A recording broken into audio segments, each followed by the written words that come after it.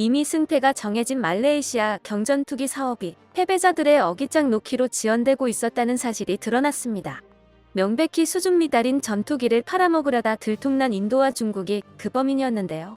참다 나선 말레이시아 국방장관의 폭탄 발언으로 말레이시아 내각이 한바탕 뒤집어졌다고 합니다. 게다가 카이에서 말레이시아의 계약 이행을 촉구하기 위해 F-16과 F-15까지 동원한 FA-50 격추 시범을 보여 말레이시아 사단을 경악하게 만들었다고 하는데요. 카이의 본거지 경남 사천에서 무슨 일이 있었는지 자세한 소식 알아보도록 하겠습니다. 조용하게 진행되고 있었던 말레이시아 경전투기 도입 사업이 드디어 진전을 보이고 있다는 소식입니다. 지난 10일 말레이시아의 모하마드 하산 국방부 장관이 새해를 맞이하여 지지부진하던 말레이시아 경전투기 도입 사업의 신속한 이행을 촉구했다는 소식이 전해졌습니다. 하산 국방부 장관은 말레이시아 왕립 공군기지를 방문하는 행사에서 취재진에게 우리는 새로운 강요와 내각이 이전 내각이 승인한 것을 비준할 수 있기를 바란다고 말했습니다. 또한 우리가 가져야 할 것과 업그레이드해야 할 것을 완성하고 싶다고 거듭 강조했다고 전해졌습니다. 말레이시아의 새로운 경전투기 도입 사업은 이미 지난해 대한민국의 FA-50이 승리한 것으로 결론지어진 상황이었는데요. 승자가 가려졌음에도 정작 해가 넘어가도록 경전투기 도입이 이루어지지 않고 있었습니다. 지지부진한 상황에 참다 결국 국방부 장관이 직접 나선 것이죠. 그런데 자세한 내막을 살펴보니 FA-50 도입 지연의 이유가 경쟁에서 패배한 업체들이 회방을 놓고 있었기 때문이었다는 사실이 드러났습니다. 말레이시아는 노후화된 러시아제 미그-29 전투기를 교체하기 위해 경전투기 도입 사업을 시작했었고 그동안 대한민국의 FA-50과 인도의 테자스, 중국의 JF-17이 후보에 올라 경쟁하고 있었습니다. 중국과 인도에서는 자신들이 승리하기 위해 언론 플레이까지 해가며 말레이시아 입찰에 회방을 놓았었는데요. 하지만 모든 면에서 FA-50이 압도적인 성능을 보여주며 모두가 예상했던 대로 FA-50 경전투기 18대를 도입하는 방향으로 최종 결정되었었습니다. 이제 2조 원 규모의 FA-50 수출 계약에 도장만 찍으면 되는 상황이었는데요. 갑작스럽게 엉뚱한 태클이 들어왔습니다. 다름 아닌 입찰 과정에서 한국이 부정행위를 저질렀다는 고발이 들어온 것인데요. 지난해 11월경 말레이시아 매체 더 엣지 말레이시아 위클리는 카이는 말레이시아 공군에 경전투기 18대를 공급하는 40억 링깃 계약의 선두주자로 떠올랐지만 다른 입찰자 항의로 말레이시아 반부패위원회 조사가 시작됐다고 보도했습니다. 입찰 과정에서 떨어진 입찰자, 즉 중국과 인도에서 전투기에 대한 평가 과정이 불공정해 보인다면서 주장하고 나선 것입니다. 이들은 입찰 평가 과정이 불투명했다며 공개 입찰을 요구하는 대신 우선 당사자와 직접 정부 간 협상을 시작할 수 있었을 것이라고 주장했습니다. 결과에 승복하지 못하고 억지를 부리며 인도네시아 정계에 로비 활동과 압박을 가하면서 FA-50 수출 계약이 곧바로 진행되지 못하고 있었습니다. 게다가 하필이면 말레이시아의 정권 교체와 맞물리게 되면서 상황이 더욱 악화되었는데요. 신임 내각이 들어서기 전 경전투기 도입 사업이 마무리된다면 전임 정권의 업적이 될 수 있기에 정치적인 이유로 인해 중국과 인도의 억지를 들어준 것입니다. 하지만 말레이시아 정권 교체가 완료된 데다가 정치인들로 인해 안보가 흔들리는 걸 보고 볼 수 없었던 국방부 장관이 직접 나서 하루빨리 경전투기를 도입할 것을 촉구하고 나섰습니다. 게다가 국방부 장관이 초조해진 데에는 이유가 있었는데요. 지난달 이집트와 카이가 T-50, FA-50 100대 공동 생산 협약을 체결했다는 소식이 들려왔었기 때문이었습니다. 카이와 이집트 아랍산업파기구 AOI는 지난달 1일 FA-50 경전투기의 이집트 현지 생산을 위한 협약을 체결했습니다. 이집트 현지 매체의 보도에 따르면 이집트 현지에서 생산해 이집트군의 수요를 충당함과 동시에 제3국 수출까지 도모할 예정이라고 하는데요. 이를 위해 차후 생산 시설뿐만 아니라 정비를 비롯한 후속 군수 지원을 위한 협력 방안도 모색 중이라고 합니다. 이번 계약을 통해 이집트는 아프리카와 중동 국가들에게 FA-50 경전투기를 수출하기 위한 교두보 역할을 수행할 수 있게 되었습니다.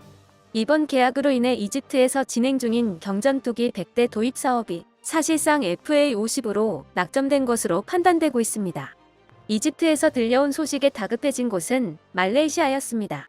아무리 한국이 엄청난 무기 공급 능력을 보여준다고 해도 전투기와 같은 최첨단 무기를 붕어빵 찍듯이 찍어내기엔 한계가 있습니다. 게다가 단 18대를 구입하는 말레이시아와 100여 대를 도입하고 생산기지까지 건설하는 이집트와는 계약의 급이 다른 상황입니다. 폴란드 FA50 대량 수출과 함께 이집트까지 FA50 도입을 결정하게 된다면 말레이시아의 순서는 한참 뒤로 밀릴 게 뻔한 판국입니다. 사실 말레이시아에서 애초에 테자스와 중국제 JF17을 입찰에 끌어들였던 이유도 좀 더 유리한 조건으로 FA50을 구입하기 위함이었다는 말이 많았습니다. 경쟁을 통해 구매 가격을 낮추겠다는 전략이었던 것이죠. 그런데 이제 세계 방산 시장에서 한국이 갑의 위치에 올랐다는 걸 고려하지 못한 것 같습니다. 폴란드 FA50 대량 수출과 4.5세대 전투기 KF-21 보라매의 성공적인 개발을 통해 카이는 자신들이 세계적인 수준의 항공 기술력을 보유하고 있음을 증명해냈습니다.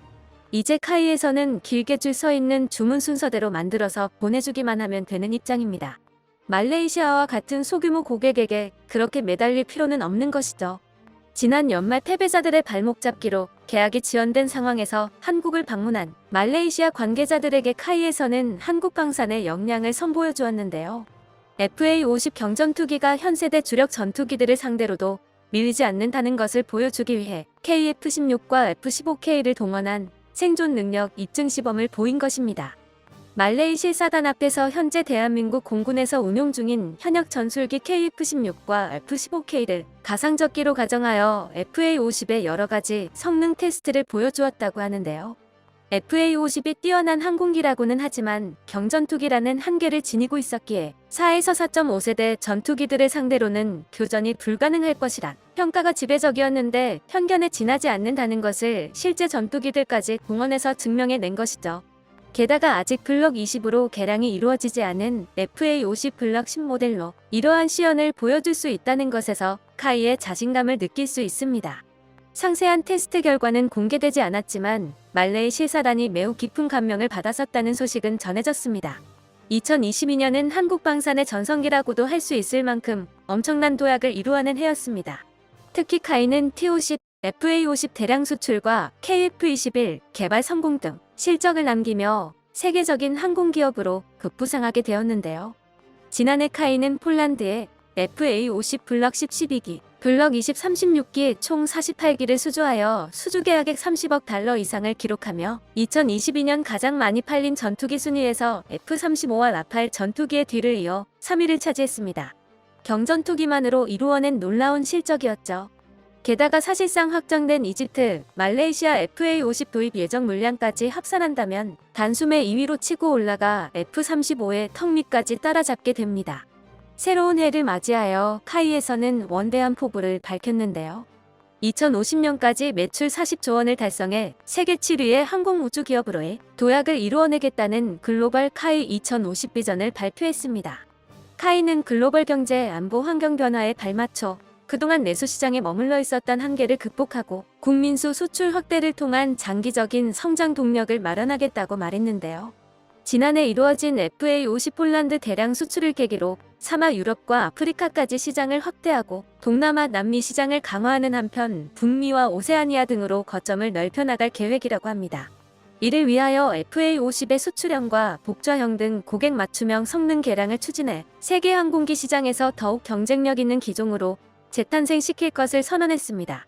또한 세계적인 항공기 제작사들과 경쟁하기 위하여 6세대 전투기와 고기동헬기의 개발 가능성을 선제적으로 검토하고 기반 기술을 확보하는 미래형 플랫폼 개발을 추진하겠다고 말했는데요.